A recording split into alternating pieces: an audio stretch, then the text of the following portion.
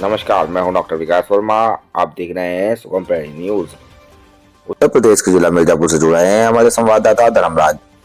तकिया दरगाह पर सालाना उर्स मेला संपन्न।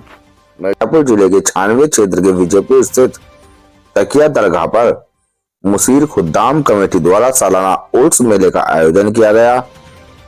गद्दी नसीन हाफिज उजैर अहमद खां की उपस्थिति में हुए मेले में कव्वालियों ने समा बांधी। बड़ी संख्या में स्थानीय लोग विशेषकर मुस्लिम भाई बहन और बच्चे मेले का आनंद लेने पहुंचे। खेल और अन्य सामग्रियों की दुकानों ने मेले की रौनक बढ़ाई।